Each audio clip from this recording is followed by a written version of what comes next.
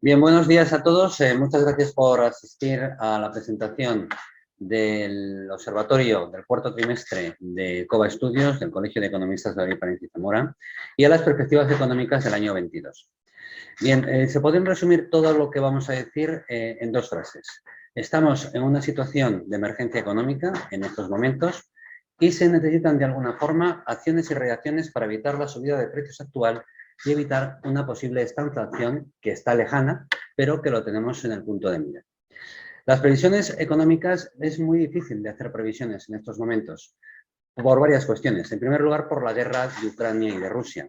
Después, por unas tensiones geopolíticas crecientes que están constantemente a lo largo de todo el planeta. La crisis sanitaria que todavía no ha remitido. Aumentos de endeudamientos cada vez más importantes. Crecimientos del PIB que van minorándose de alguna de las formas. Retiradas de las compras de deudas que va a hacer el Banco Central Europeo próximamente. Una posible subida de los tipos de interés en el año 22 y finalmente una posible y temida estanflación. Los datos, como decía inicialmente, no pueden decirse de una forma precisa. Es todo, hay mucha incertidumbre. Lo que sí podemos decir es que el Producto Interior Bruto del año 21 de Castilla y León podría cerrar entre un 4,9 y un 5,6%. Que el Producto Interior Bruto, y es avanzar mucho en el año 2022, podría cerrar entre un 3,5 y un 4,3%. La deuda pública seguirá entre un 20 y un 25% y para el año 22 subirá un 21 a un 22,5%. Lo más importante que tenemos aquí es la inflación, que quizás sea la causa prácticamente de todos los males que están existiendo en estos momentos. En febrero del año 22, desde ahora, la inflación de Castilla y León supone el 8,5%. Estamos hablando de que tiene un punto superior a la de España, que es el 7,6%. Por tanto, tenemos una inflación bastante elevada.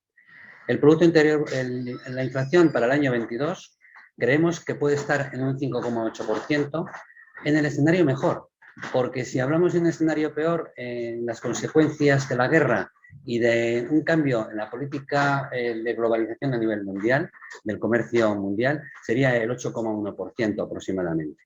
Lo que sí que es cierto es que la previsión es que va a ir bajando la inflación a lo largo de todo este año. Subirá en marzo del 8,5 al 9%, habrá un pequeño repunte y a lo largo de todos los próximos meses al verano bajará considerablemente y esperemos que a finales de año ronde entre el 3 y el 4% de lo que existe en estos momentos.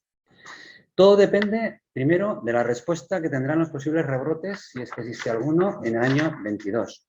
La creciente inflación que parece imparable, la escasez de suministros de empresas por los cuellos de botella producidos por la pandemia, el comportamiento del consumidor, la confianza del propio consumidor, que es el verdadero motor de la economía de Castilla y León y del mundo. Y todo ello, evidentemente, agravado de una forma considerable y desproporcionada por la guerra de Ucrania y de Rusia. Esta es una realidad, pero la realidad es que de Castilla y León en estos momentos, sobre la base que se está moviendo todo el sistema inflacionario y todo el sistema de los impactos de la guerra, es que primero nos enfrentamos a una gran incertidumbre. Y la incertidumbre quizás sea la variable más nefasta que pueda tener una economía en un momento. La previsión es que la guerra dure quizás más de lo previsto, porque en un principio que iba a durar una semana o 2 semanas, llevamos ya tiempo y no sabemos exactamente cuándo van a llegar a un acuerdo las dos grandes naciones. La guerra ha acrecentado, por supuesto, los problemas de la inflación, problemas de inflación que ya venían viniendo, ya venían apareciendo a lo largo del año 2021, con los cuellos de botella y el exceso de una descompensación entre la oferta y la demanda a nivel mundial. Y también existe una gran deuda que hemos tenido que incurrir a lo largo de dos crisis fundamentalmente, la crisis del año 2008, la crisis financiera, y la crisis de la pandemia del año 2020. Y, por supuesto, tenemos que el crecimiento que iba creciendo poco a poco antes de la pandemia, pues hemos tenido un parón muy grande y el crecimiento en estos momentos, debido a la inflación, está decreciendo. Seguimos creciendo, pero con un decrecimiento. Bien. El cuadro macroeconómico que se construyó Para elaborar los presupuestos generales del Estado podemos decir que son un sueño en estos momentos. Ya aparecían de una forma, digamos, no sostenible y en estos momentos, pues cualquier parecido con la realidad, pues la verdad es pura coincidencia. El crecimiento económico de España está minorándose a un ritmo inimaginable, con visos de una posible estanflación, que consideramos que está lejana todavía, pero que está en el punto de mira si las condiciones o las variables empiezan digamos, a crearse de una forma mucho peor. Las consecuencias de las sanciones económicas con Rusia, financieras con Rusia, y la guerra de Ucrania, si se enquista, podría traer a este escenario de estanflación. El impacto económico del conflicto funciona fundamentalmente en tres variables: la energía, los mercados financieros y los productos agrícolas. Y las consecuencias han creado una explosión en la economía global con una combinación incontrolada de tres variables: la inflación, de una forma sobreestimada, un menor crecimiento económico y, por supuesto, una mayor incertidumbre. Esta es la realidad. Y en toda esta realidad, la variable más importante, la que es de mayor impacto, es la inflación. Los incrementos de los precios están desorbitados. Las materias primas, la tarifa energética que pagan hogares y empresas, el transporte de bienes a sus distintos finales y las interrupciones de las cadenas de suministro globales están haciendo que empiecen a ser insostenibles los crecimientos de la inflación. La inflación, como decíamos, en febrero de este año, en España era el 7,6% y de Castilla y León el 8,5%. Este pico inflacionario, junto con la escasez de la oferta, es real o temida, podríamos decir. Esta escasez de oferta está generando una gran ansiedad en consumidores y en productores, que están haciendo que se crezca la economía. Y todo ello está agravado, por supuesto, con algo que era inimaginable, que no se tenía como una variable precisa y cierta, que es la guerra de Ucrania y de Rusia. ¿Cuáles son los problemas realmente que están trayendo la inflación? Pues lo primero es bajar el poder adquisitivo de los ciudadanos, que es el verdadero motor de la economía de cualquier país y de cualquier nación. Y además, una realidad aún peor: las perspectivas de los precios para los próximos meses no son nada halagüeñas. La inflación podría pasar a 2 dígitos y tendríamos un verdadero problema. Pero aunque vuelva a bajar a finales de año, rondará entre un 3, 4, 5%. Estamos hablando que la inflación subyacente empieza a ser preocupante cuando tenemos el 3% o ronda el 3%, y consideramos que la inflación subyacente superará esta cifra a finales de año. El impacto agudizará varias variables: el consumo, la disminución del consumo, la disminución de la recuperación económica que teníamos ya, digamos, encarrilada, y una temida estanflación, cuyos primeros víctimas, evidentemente, serían los hogares y los ciudadanos de Castilla y León y de España. La inflación, en definitiva, amenaza con agravar la desigualdad, no solo de salarios, sino también de rentas, de consumos y de riqueza, y también de oportunidades. Y además de ralentecer el crecimiento, la recuperación económica. Ante esta realidad, ¿qué acciones? Nos podríamos preguntar, el Servicio de Estudios se pregunta qué acciones se podrían hacer. Bueno, pues lo primero, está claro que tendríamos que hacer una pequeña reducción de impuestos. No es definitiva, simplemente ajustar de alguna forma la carestía que están teniendo en este momento los productos para que las empresas y los consumidores puedan funcionar coherentemente, y en el primer momento en que esto empiece a resurgir, que pueden ser un mes, 2 meses, a lo sumo, pues volver otra vez a la senda impositiva, porque realmente la senda impositiva es la que nutre al Estado de ingresos para poder estar en el estado del bienestar y mantener toda la infraestructura que tenemos. Podríamos reducir el IVA, pero eso tenemos que depender también de la Unión Europea. El gas podría reducir el IVA del 21 al 10%, pero donde realmente hay margen es en las gasolinas y en el diésel, porque los impuestos de la gasolina abarca el 49% de todo su coste y del diésel el 45%. Y hay un impuesto que se puede tocar directamente sin tener que consultar a la Unión Europea, que es el impuesto especial de hidrocarburos. También hay que revisar, sin lugar a dudas, unos presupuestos generales del Estado que fueron obsoletos ya desde su comienzo. Y en este momento decimos que prácticamente son un sueño. Hay una necesidad urgente de que sean reales y coherentes, además de responsables con la situación socioeconómica actual. Y además tenemos que revisar a nivel europeo las reservas de gas. Tenemos que ser autónomos y autosuficientes, y tenemos de alguna forma que ver qué reservas tenemos y cómo podemos potenciar esas reservas para una posible desestructuración del mercado eléctrico y del gas gasístico de Europa. Necesitamos el autoabastecimiento con miras al invierno. Hay que tener en cuenta que las reservas europeas están a un 27%, obligará a aprovisionarse de esta materia prima con una cierta urgencia. España, además, jugará un papel muy determinante porque tenemos plantas regasificadoras, 8 plantas, que pueden ser, digamos, la conexión completa y la salvación de transformar el gas líquido en gas gaseoso. El problema que tenemos es la conexión de España con Francia, que todavía no está perfilada por Cataluña y por los Pirineos, y por tanto en nuestro suministro al resto de Europa está limitado. Lo que sí que es cierto es que la crisis tiene que obligar a España y a Europa a, por primera vez, hacer una estrategia conjunta, unánime, de autoabastecimiento, tanto en la materia prima energética y, por supuesto, defensiva, tal como estamos viendo en estos momentos lo que está ocurriendo con Ucrania. Y para que todo esto ocurra, necesitamos de una forma precisa un diálogo social entre sindicatos, los empresarios y el gobierno. Un diálogo social sin matizaciones, que sea el pilar de la seguridad socioeconómica del país en unos momentos en los que son de alta convulsión e inestabilidad. Las reflexiones que nos han llevado al servicio de estudios con relación a los salarios es que el aumento del binomio de salarios y precios a corto plazo no es probable que tenga problemática, ¿no?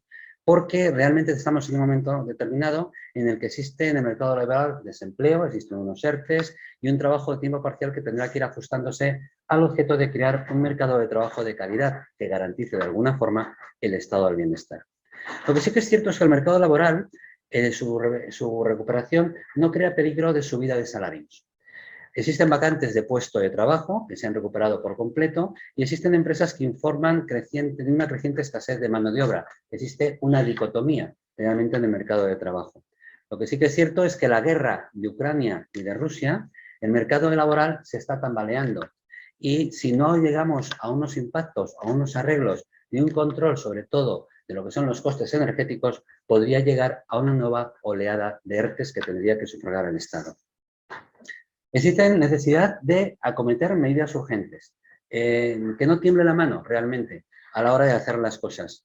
Se tienen que acometer medidas a principios de abril, no podemos esperar mucho más tiempo.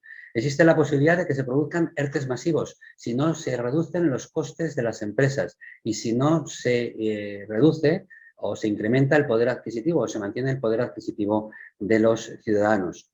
Es muy importante porque en estos momentos viene otra variable a tener en cuenta.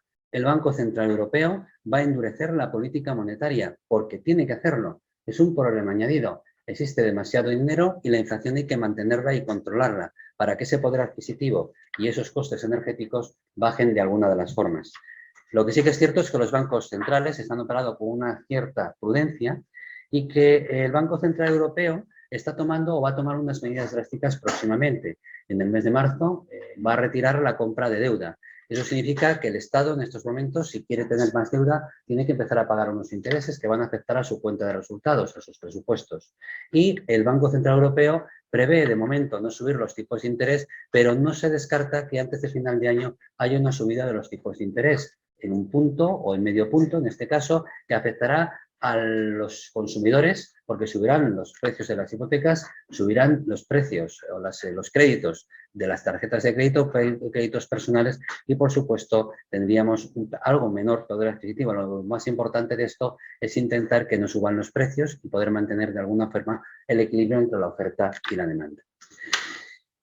Peligro podríamos tener, y decimos en un principio, de una estanflación, pero consideramos que no vamos a llegar a ella, por lo menos de momento. Está muy lejana, porque si nos viene la estanflación tendríamos unos problemas importantes. Lo que sí creemos es que puede llegar una recesión, es decir, durante 2 trimestres seguidos, una disminución del Producto Interior Bruto, que lo que va a hacer de alguna forma es estabilizar la economía, hacerla decrecer, pero no llegar a la estanflación. Como conclusiones, a todo lo expuesto, está claro que la crisis afecta al crecimiento y a la actividad económica debido fundamentalmente a la inflación, que hay que tenerla controlada de una forma tasativa y muy responsable. Tiene que haber mucha cautela ante los riesgos que acechan a la recuperación económica debido a que conjugan 3 cosas. La alta inflación que tenemos, el tipo de interés de deudas más altos que pueden llegar y el debilitamiento de las perspectivas de crecimiento, que no va a generar riqueza dentro del Estado. La inflación que padecemos no está provocada en totalidad por la guerra de Ucrania. No es cierto. Lo que ha hecho la guerra de Ucrania ha sido acrecentar esa inflación que ya venía padeciendo lo que eran cuellos de botella, lo que era salir de la pandemia. Lo que sí que es cierto es que la inflación actual es parte de un cambio estructural macroeconómico a nivel mundial. La realidad es que no vamos a volver al punto de partida, sino a otro nuevo, en el que las cadenas de suministro se tienen que diversificar y acercar más a los países demandantes, en un proceso de relocalización y de renacionalización que es sumamente importante. Habrá unas tendencias a nivel macroeconómico de desglobalización o de proteccionismo, que podrían ser estructurales y permanentes. Necesitamos, de alguna forma, dos cosas. Reducir la ultradependencia que existe de Asia en estos momentos y la relocalización de las industrias de España y en Europa, porque fabricar en Asia ya no es tan rentable y hay que acercar la producción al consumidor final y, sobre todo, valorizar nuestros territorios que han sido deslocalizados en los últimos 20 años. Las familias, las empresas, han pasado de vivir con más o menos aprietos a sobrevivir en un caos que no tiene un fin claro y definitivo. Es necesario proteger a las empresas y a los ciudadanos con medidas eficientes y efectivas a través de un control férreo, primero, del precio del gas. Hay que separarle del resto del sistema eléctrico, eliminando de raíz la especulación existente a través de una apuesta decidida de la Unión Europea ante un problema que puede dejar ser coyuntural y empezar a ser permanente. Los fondos Next Generation hay que replantearles. Los fondos Next Generation aparecieron para el futuro de Europa y de las naciones que pertenecen y configuran Europa. En estos momentos habría que plantearse si esos fondos, tal como está la situación socioeconómica, van a tener el éxito o no, atendiendo a la aplicación que se puedan hacer con los criterios que estaban en esos momentos. Vuelvo a decirles, nos encontramos ante una situación excepcional que necesita de medidas excepcionales. Es del todo necesario un consenso político y de los agentes sociales, sumamente importante, y tiene que estar basado en el diálogo social, porque hay que hacer frente para frenar el caos fundamentalmente de vidas humanas. Un caos social, que está habiendo también, y un caos económico. Y esto lo está originando una guerra que era imprevisible y que no tiene ni sentido común, ni pies, ni cabeza. Las partidas presupuestarias, por finalizar ya, de los diferentes ministerios del Estado, de las consejerías, de las distintas comunidades autónomas, tienen que ser responsables y coherentes, sin tomar decisiones partidistas e ideológicas, debiendo reasignarse en estos momentos las partidas que estaban predestinadas antes de la guerra y antes de esta carestía en estos momentos de los costes energéticos y destinarlos verdaderamente a donde van a solucionar de alguna forma los problemas que estamos teniendo en el momento. Seguramente en unos meses todo esto confluya en una tendencia a la normalización, pero hay que poner todos los medios y remedios para poder lograr que esta situación excepcional sea a partir de estos momentos o de estos momentos algo normal y que pueda perdurar como una normalidad en el tiempo. Bueno, pues nada más.